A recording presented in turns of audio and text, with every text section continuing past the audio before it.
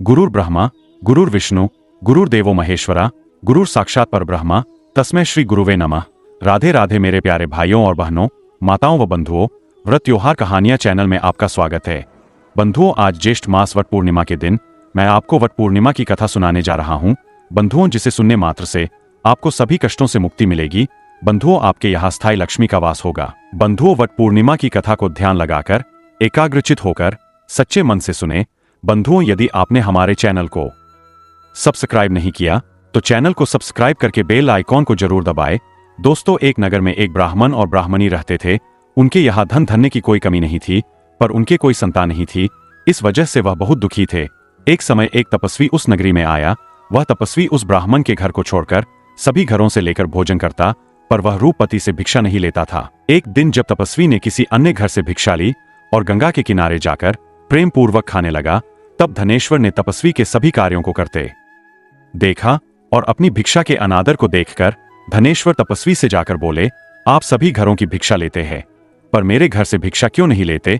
तब तपस्वी ने कहा, जो निसंतान हो उसके घर की भिक्षा बड़ी पापदैनी मानी जाती है। पतितों का अन्न खाने से मनुष्य आप भी पतित हो जाता है।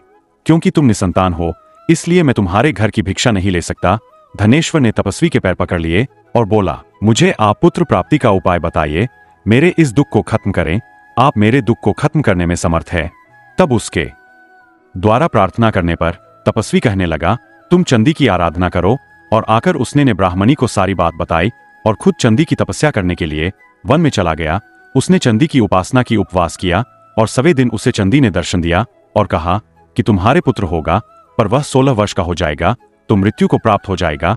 पर यदि तुम 32 पूर्णिमा का व्रत करोगे तो वह दीर्घायु प्राप्त करेगा। जितनी तुम्हारी समर्था हो तने घी के दीपक बनाकर शिवलिंग के सामने जगाना, पर ऐसा 32 पूर्णिमा को ही करना। प्रातः काल होने पर इस स्थान पर तुम्हें एक आम का पेड़ दिखाई देगा। पेड़ पर चढ़कर एक आम तोड़ना और घर ले जाकर पत्नी को दे देना। अब वह स्वप्न से जागा और पत्नी को सारी बात बताई। स्नान करके पत्नी को खिलाना। प्रातः काल होने पर इस स्थान पर तुम्हें एक आम का पेड़ दिखाई देगा। पेड़ पर चढ़कर एक आम तोड़ना और घर ले जाकर पत्नी को सारी बात बताना और स्नान करके पत्नी को खिलाना। उसके संतान होगी। जब वह सवेरे उठा, उसने वहां एक आम के पेड़ को देखा और आम लगा देखा, पर वह आम तोड़ ना पाया क्योंकि आम बहुत ऊंचे लगा था। और गणेश जी से प्रार्थना करने लगा कि हे गणेश जी, मेरा कार्य सिद्ध करें और मैं अपना मनोरथ पूर्ण कर सकूं। गणेश जी की कृपा से धनेश्वर पेड़ पर चढ़ गया और उस फल को देखा। उसे महसूस हुआ कि यह तो वही वरदान वाला फल है, और उसने तोड़ा और पेड़ से नीचे उतर आया और फिर घर जाकर उसने अपनी पत्नी को दिया। 9वें महीने उसके पुत्र पैदा हुआ और पुत्र बहुत ही सुंदर और सुशील था। उसके माता पिता ने 32 पूर्णमासी का व्रत करना शुरू कर दिया। 1.25 वर्ष लगते ही माता पिता को चिंता होने लगी कि कहीं 16 वर्ष होने पर बेटे की मृत्यु तो नहीं हो जाएगी। इसलिए उन्होंने अपने मन में विचार किया कि यह घटना अगर उनके सामने घटित हुई तो क्या होगा। उन्होंने उस बच्चे के मामा को बुलवाया और कहा कि हमारी इच्छा है कि देवी 10 को तुम 1 वर्ष के लिए काशी में ले जाकर विद्या ग्रहण करवाओ। उसे अकेला बिल्कुल नहीं छोड़ना, तुम सदा उसके साथ रहना। और इस तरह से उन्होंने ने अपने बेटे को 1 वर्ष के लिए काशी भेज दिया।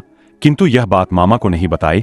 धनेश्वर ने अपने पुत्र की मंगल कामना के लिए भगवती की आराधना शुरू कर दी और फिर 32 पूर्णिमा का व्रत पूरा कर लिया। कुछ दिनों के बाद मामा भांजा किसी गांव में ठहरे हुए थे। जिस धर्मशाला में वे ठहरे हुए थे वहां एक बारात ठहरी हुई थी। लगन के समय वो को कोई रोग हो गया। वर के पिता ने कुटुंबों के साथ विचार विमर्श किया कि वह देवीदास को वर के रूप में ले जाते हैं और बाद में विवाह के अन्य काम अपने पुत्र के साथ करवा देंगे। वर का पिता देवीदास के पास गया और बोला, तुम थोड़ी देर के लिए अपने भांजे को हमें दे दो ताकि लगन का काम सुचारू रूप से हो सके। उसके मामा बोले, वर को जो मिले वह हमें देना, मेरा भांजा वर बन जाएगा।